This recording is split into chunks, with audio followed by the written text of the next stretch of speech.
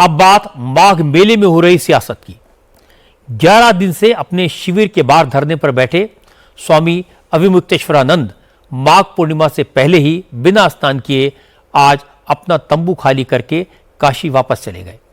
लेकिन जाते जाते उन्होंने बात सियासत की।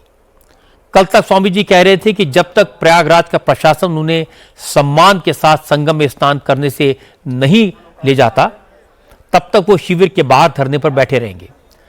आज प्रशासन की तरफ से स्वामी जी को एक प्रस्ताव भेजा गया। कहा गया स्वामी जी जब चाहें पालकी पर ही संगम तक जाएं और स्नान करके धरना खत्म करें।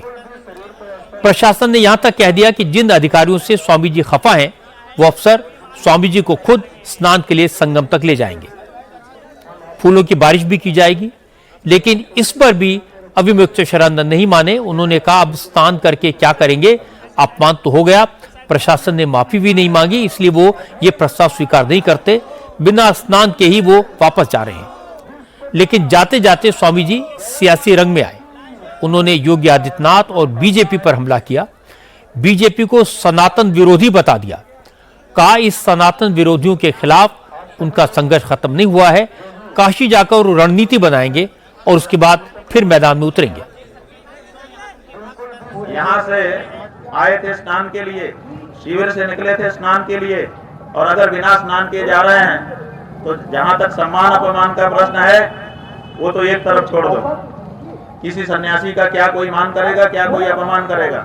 सन्यासी शव की तरह से होता है, उसको क्या मान और क्या अपमान।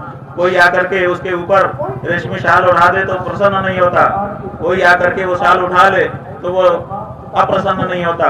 सन्यासी के लिए मान अपमान बराबर है। लेकिन सवाल मान अपमान से ऊंचा उठ करके न्याय अन्याय तक पहुंच गया है। क्या किसी सनातन धर्मी को गंगा यमुना के पवित्र संगम में स्नान करने से रोका जा सकता है? क्या ये संवैधानिक है? इसलिए मान अपमान से ऊपर उठकर अब तो ये न्याय और अन्याय की लड़ाई हो गई है, और इसको लड़ करके जीतना बहुत जरूरी हो गया है सनातनियों के लिए। लेकिन जो हिंदू की सरकार कही जा रही थी उसकी तो पोल खुली गई। अगर ये हिंदू की सरकार होती तो क्या किसी हिंदू की का अपमान करती? क्या शंकराचार्य पीठ का अपमान करती? इससे ये सिद्ध हो गया ये हिंदू सरकार नहीं है, ये असल में मुगल सरकार है। जाते जाते स्वामी अविमुक्तेश्वरानंद की आरजू जुबां पर आई गई। उनकी मंशा तो योगी सरकार को हटाने की है, पर अब स्वामी जी को पता चला कि उनके पास न तो कोई तर्क बचा न सपोर्ट, तो उन्होंने अपना बोरिया बिस्तर गोल करना ही बेहतर समझा।